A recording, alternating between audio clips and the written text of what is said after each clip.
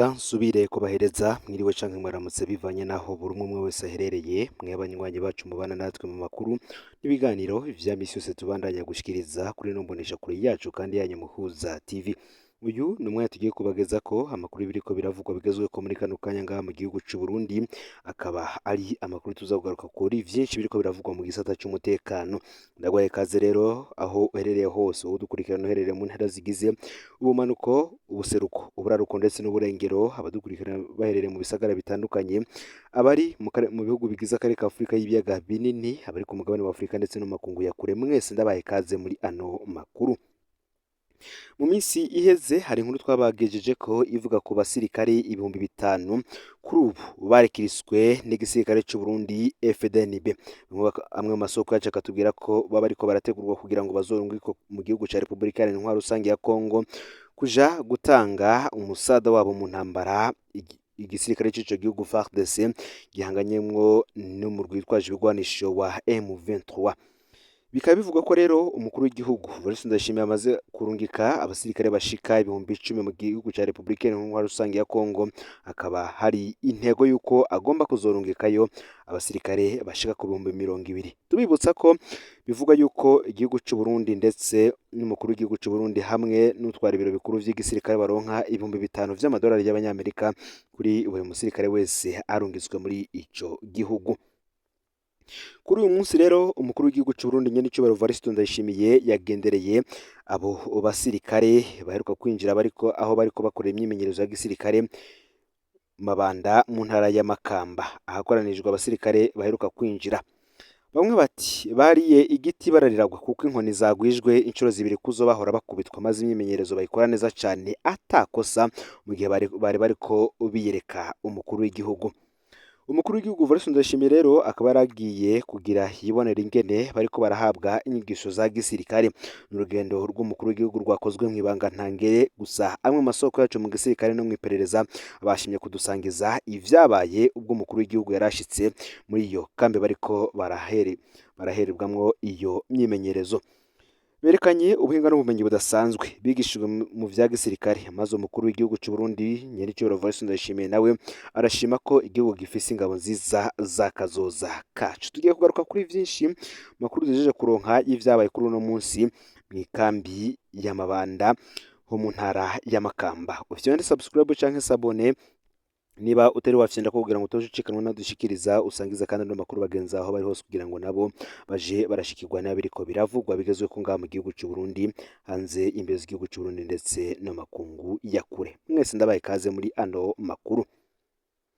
Hari inkuru twabagejeje ko ivuga ingene mu mpera y'indwi iheze Perezida Ndayishimiye yakoranije muhiriwe mu Kibimba intwazangabo zifise ipete rya General zahoze zigwana muri CNDD FDD.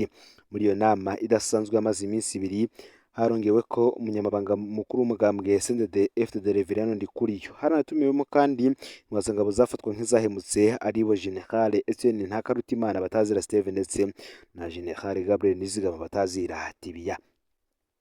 Ibintu bikaba vyifashe gutya mu gihe hariko harategurwa abasirikare bashashi 5,000 bigishirizwa mu mashure 6 y'abasirikare bato bato, ayo benshi bita CI canke se Centre d'Instruction. Ivyo ni ibintu bitari bwigere bibaho kuva intambara mu Burundi ihagaze.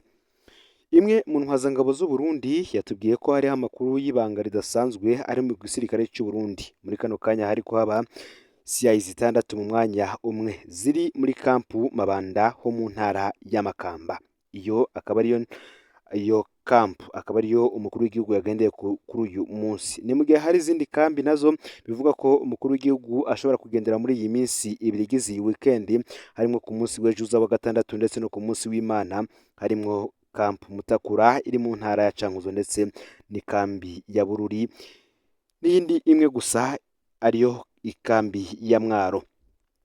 Bikaba bivuga ko rero buri kambi yose usanga iriko irigisha abasirikare bashika 800. Ni ukuvuga igisirikare c'u Burundi kigira cakira abasoda bashasha hafi 5,000. Ibintu vyaheruka kubaho mu gihe c'intambara yabaye mu mwaka w'2001. Niho rero ngo hakozwe izo Centre d'Instruction 6 nyene, aho benshi bigishwa mu mwanya muto bakigishwa ibijanye no gukoresha ibigwanisho bicira umuriro ndetse n'indi myimenyerezo idasanzwe iranga umusirikare ku rugamba.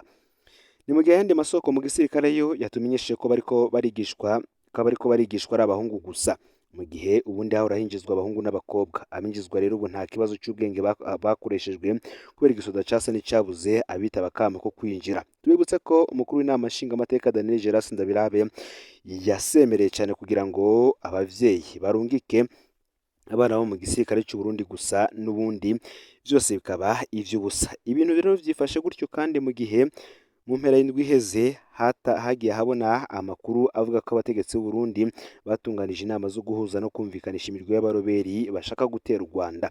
Tubutse ko SOS Medias Burundi yari yatangaje ko umurwi gutwaje ibigwanisho wa FDLR ndetse na FLN bigwanya igihugu cy'u Rwanda byose vyari byateraniye mu ishamba rya Kibira kugira ngo baronkereyo ibindi biganiro ndetse n'indi myimenyerezo, nk'uko tukiriko dutohoza ko vyo nkuru tuzobibagezako. Benshi rero bakavuga ko umwe mu ntwazangabo akaba yatubwiye ko yibaza ko Perezida Ndayishimiye akeneye ibitigiri binini vy'abasoda arungika muri Congo, mu gihe bivugwa ko Perezida Ndayishimiye yunguka amafaranga atari make ku musoda wese arungika muri Congo. Bikumvikana rero ko uko kuronka benshi arungika ariko aronka akanoti kaboneka. Bamwe bati ivyo kurungika abasirikare mu gihugu ca Repubulika Iharanira Intwaro Rusange ya Congo vyoba atari vyo. Iyo nkuru ikabivuga ko ahubwo igihugu cy'u Burundi gikeneye abandi basirikare bashasha, cyane cyane imisore igomba gukingira imbibe z'igihugu cy'u Burundi, kuko benshi barungiswe mu gihugu ca Repubulika Iharanira Intwaro Rusange ya Congo ndetse no mu gihugu ca Somalia ku masezerano ivyo bihugu vyompi vyagiraniye na leta y'u Burundi. Mu yandi makuru ariko aravugwa, reka tuyabanarize mu gisata cy'ubudandaji cyane cyane birabana no gucukura ubutare. Bamwe bati hari ingene amafaranga menshi ava mu butare adashika mu kigega ca leta. Ivyo bikaba vyatangajwe n'umushikiranganji Audace Niyonzima avuga ko hari ubutare bushorwa mu mpisho kubera ikibazo c'amafaranga mvamakungu. Yagize ati sinahura impamvu ikigo OBR kijejwe kwegeranya amakori n'amatagisi kidashobora kumenyeshwa ubutare BRB ibanki nkuru y'igihugu isohora hanze y'igihugu igiye kudandaza. Ibi nibivugwa n'umushingamateka Pascal Gikeke kubijanye n'amakenga abona ku gipfungu kirangwa mu gisata c'ubutare mu Burundi kubijanye n'ingene ubutare bushorwa mu mpisho. Mu cegeranyo caraye gishikirijwe ku wa gatatu w'iyindwi n'umugwi ujejwe intwaro ibereye ku matohoza wagize ku kuntu ku kuntu igisata c'ubutare cifashe, abashingamateka bagarutse ku kungene banki nkuru y'igihugu BRB yoba ishora mu mpisho inzabo mu mahanga, oberi ntinamenyeshwe amahera yinjiye.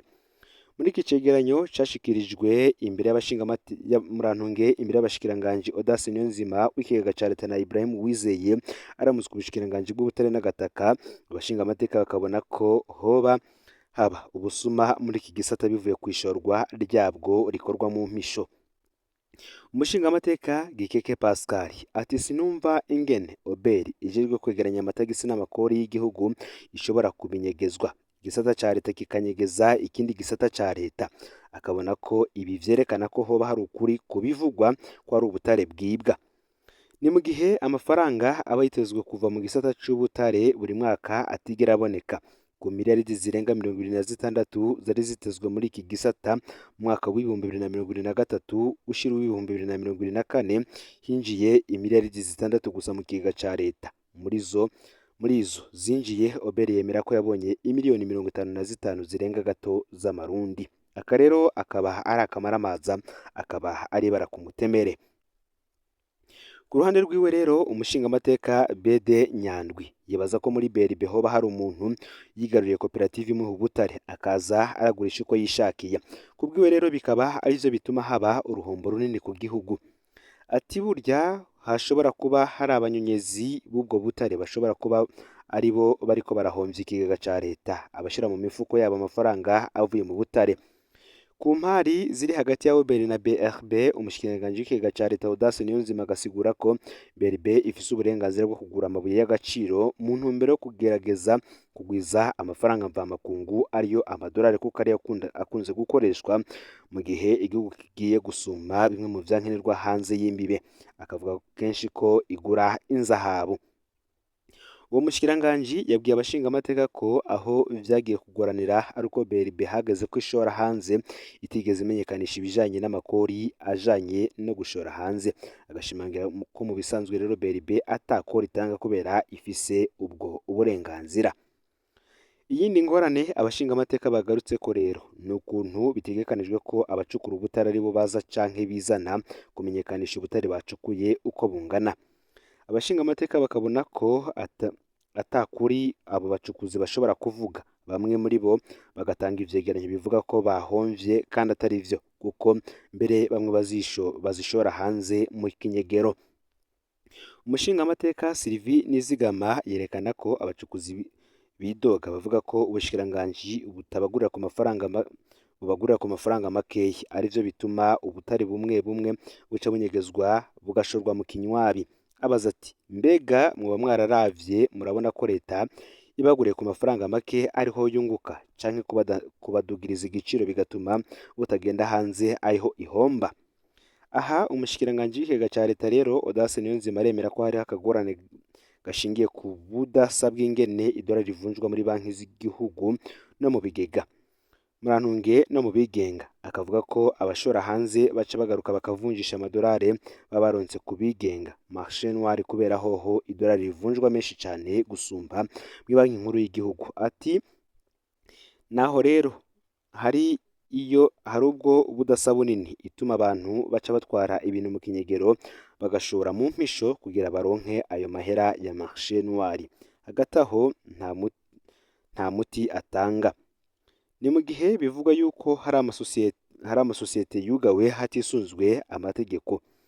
Abashingamateka kandi baragarutse no ku ngorane ijanye n'amasosiyete manini acukura ubutare nka Rainbow Mining na Tanganyika Mining yugawe. Bamwe babona ko leta yoba ifata ingingo gihutihuti, bakabona ko bishobora gutera ingorane muri kazoza canke bikavyura imanza, kuko yari afise amasezerano atomora ikiringo cayo nk'uko umushingamateka Ridwine Habarugira avyerekana. Kubwiwe ano masosiyete yugawe hatisunzwe ingene amasezerano ahagarikwa. Ni mu gihe aho ayo masosiyete yakorera hakiriye ubutare bumwe bumwe butari bwashorwe bushobora no kononekara. Umushikiranganji w'ubutare n'agataka Ibrahim Uwizeye yishura ko bagerageje kuganira n'ayo masosiyete kugira barabe ingene leta yokuramwo akarusho kayibereye, ariko ibiganiro ngo ntaho birashika. Agira ati baraza tukumvikana tukaganira, ariko ukabona ko harimwo agahaze bagaca bagenda. Mugabo rero amasite canke se ibibanza bimbamwo ubutare ntiturayatanga, ntiturahebura gushikaho tuzokumva bagira bati turanse. Tuzoca dufata ingingo nabo bafata iyindi. Ntituzotinya rero ko batuburanya, kuko nivyo benshi bitwaza. Ngayo rero amakuru yaragezweko muri kano kanya. Ufyonde subscribe canke sabone niba utari wafyonda ko kugira ngo utojekanwe n'adushikiriza, usangize ano makuru bagenzi aho bari hose kugira ngo nabo baje baraba mu bambere bashikirwa nayo biriko biravugwa bigezweko ngaha mu gihugu c'u Burundi, yoba iba biriko biravugwa mu gisata c'agateka kazina muntu, imigenderanire n'ayandi makungu ndetse n'ibindi vyinshi biba biriko biravugwa hirya no hino ngaha mu gihugu c'u Burundi. Umuhuza TV rero Imana ibahezagire mu bikorwa vyanyu vya misi yose muriko murakora.